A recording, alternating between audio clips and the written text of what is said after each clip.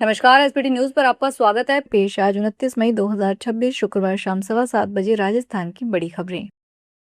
देश में मानसून की एंट्री लेट हो गई है। मौसम विभाग ने शुक्रवार को बताया कि श्रीलंका के ऊपर कम दबाव वाली तूफानी हवाओं के चलते केरलम तट से 30 से 35 किलोमीटर दूर 5 दिन से अटका है और अगले 2-3 दिन इसके आगे बढ़ने के आसार नहीं है। केरलम के तट पर मानसून पहुंचने की सामान्य तारीख 1 जून मानी जाती है।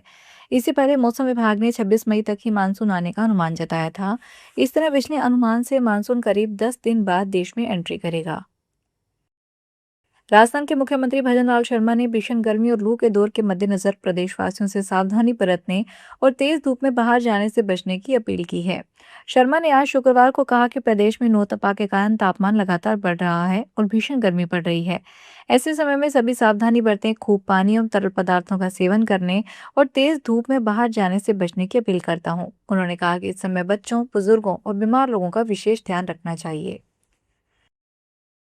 भारत सरकार देश के पेट्रोल पंपों पर ग्राहकों को बड़ी सुविधा देने का ऐलान किया है। अब ग्राहक अपनी गाड़ी के इंजन की क्षमता और अनुकूलता के हिसाब से खुद एथेनॉल ब्लेंड चुन सकेंगे। इस नियम के तहत वाहन मालिक पेट्रोल पंपों पर E20, E2022, E25 और E30 जैसे अलग अलग इथेनॉल ब्लेंडेड पेट्रोल विकल्पों में से अपनी पसंद का ईंधन चुन सकेंगे।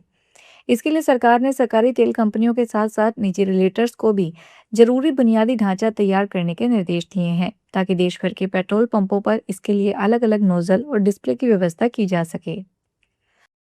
सुप्रीम कोर्ट ने देश भर के हाई कोर्ट्स को निर्देश दिया है कि किसी भी मामले का फैसला रिजर्व रखने के बाद उसे 3 महीने में सुना दिया जाए।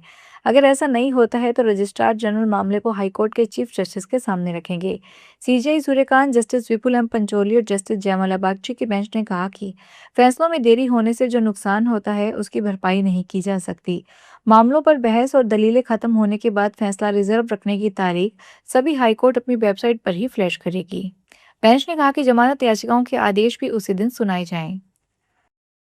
जयपुर में एसीबी की बड़ी कार्रवाई हुई है। एसीबी ने एनजीओ के कर्मचारी को ट्रैप किया है। अनिल कुमार को 40,000 रुपए की रिश्वत लेते ट्रैप किया गया है। अनुभव प्रमाण पत्र देने की एवज में घूस मांगी गई थी। डीआईजी डॉक्टर रामेश्वर सिंह के सुपरविजन में कार्रवाई हुई है। एएसपी प्रशांत कौशिक के कार्रवाई को अंजाम दिया।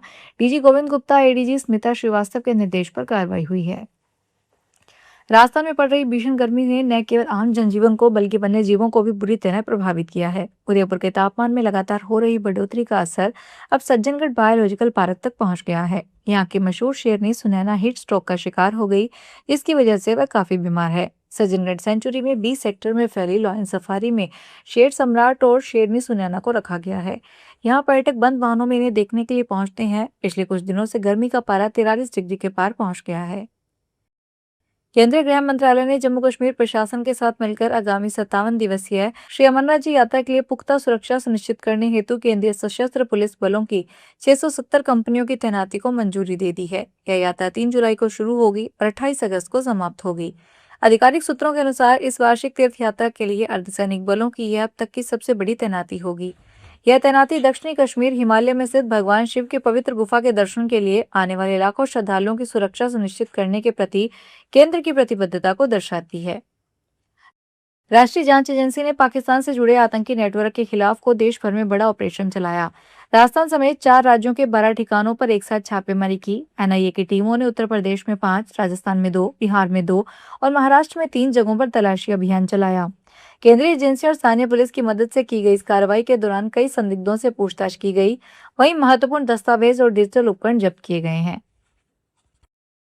बीकानेर शहर जिला कांग्रेस कमेटी की ओर से शुक्रवार को शहर में बिगड़ी जलापूर्ति व्यवस्था, बढ़ती महंगाई, डीजल, पेट्रोल और रसोई गैस के दामों में वृद्धि के साथ साथ बिजली पानी की अव्यवस्था के विरोध में मटका फोड़ प्रदर्शन किया गया। पूर्व मंत्री डॉक्टर बीडी कल्ला के नेतृत्व में कांग्रेस कार्यकर्ताओं ने जिला कलेक्टर को ज्ञापन भी दिया। इस दौरान कल्ला ने केंद्र व राज्य सरकार को महंगाई के लिए जिम्मेदार बताया। इस दौरान डॉक्टर कल्ला ने कहा कि दिल्ली में रिफाइनरी से 56 रुपए प्रति लीटर तेल आ रहा है, 30 रुपए इस पर एक्साइज ड्यूटी लग रही है। रेलवे द्वारा ग्रीष्मावकाश पर अतिरिक्त यात्री यातायात के मद्देनजर यात्रियों की सुविधा के लिए 3 जोड़ी ट्रेनों में विभिन्न श्रेणी के डिब्बों की अस्थायी बढ़ोतरी की जाएगी।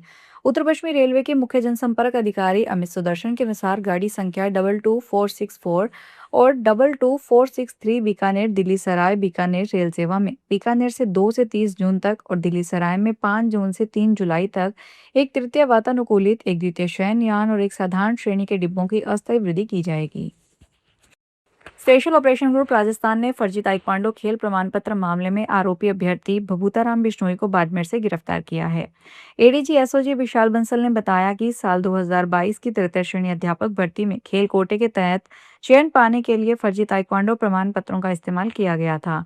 जांच में सामने आया कि 2 गुना चयन सूची में शामिल 38 अभ्यर्थियों ने नेशनल लेवल ताइक्वांडो प्रतियोगिता के फर्जी प्रमाण पत्र प्रस्तुत किए थे।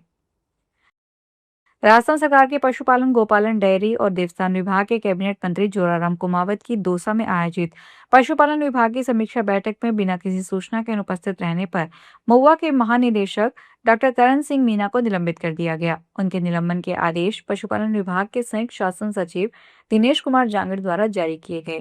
डॉक्टर करण सिंह मीना दौसा जिले के महुआ स्थित बहुउद्देशीय पशु चिकित्सालय में उपनिदेशक के पद पर कार्यरत हैं। अजमेर शहर के नगर निगम वार्ड 62 में भीषण गर्मी और नौतपा के बीच पानी की समस्या को लेकर शुक्रवार को लोगों का गुस्सा फूट पड़ा। इस दौरान बड़ी संख्या में महिलाओं और स्थानीय लोगों ने हाथों में तख्तियां लेकर अधिकारियों का घेराव किया। लोगों ने अधिकारियों को खरी खोटी सुनाई और विरोध में मटके भी फोड़े। क्षेत्रवासियों का आरोप है कि वार्ड में 72 घंटे से लेकर कई बार उससे भी अधिक समय बाद पानी की सप्लाई दी जा रही है और वह भी बेहद कम प्रेशर के साथ केवल 1 घंटे के लिए। वैश्विक अस्थिरता के बीच देश की अर्थव्यवस्था मजबूत बनी हुई है। इसकी वजह घरेलू मांग का स्थिर रहना और सर्विसेज सेक्टर का तेजी से बढ़ना है। वहीं चालू खाता घाटा निर्धारित स्तर के अंदर बना हुआ है। यह जानकारी भारतीय रिजर्व बैंक की ओर से शुक्रवार को वित्त वर्ष 2025-26 के लिए जारी वार्षिक रिपोर्ट में दी गई। केंद्रीय बैंक ने रिपोर्ट में कहा कि वैश्विक अनिश्चितताओं के बने रहने के बावजूद स्थिर घरेलू मांग और मजबूत सेवा क्षेत्र के चलते भारतीय अर्थव्यवस्था 2025-26 में मजबूत बनी रही। खाद्य पदार्थों में अपस्फीति और मजबूत अनुकूल आधार प्रभाव के कारण मुख्य महंगाई दर में नरमी आई। वहीं जमा और ऋण में दोहरे अंकों की वृद्धि दर्ज की गई। सीकर की धार्मिक नगरी खाटूश्याम जी में युवक पर जानलेवा हमला करने के मामले में आज तीसरे दिन भी पुलिस के हाथ खाली हैं। पुलिस मामले में एक भी आरोपी को गिरफ्तार कर नहीं पाई है। घटना के विरोध में आज सीकर के कुमावत समाज के लोगों ने सीकर में एसपी ऑफिस के सामने पुलिस के खिलाफ नारेबाजी की।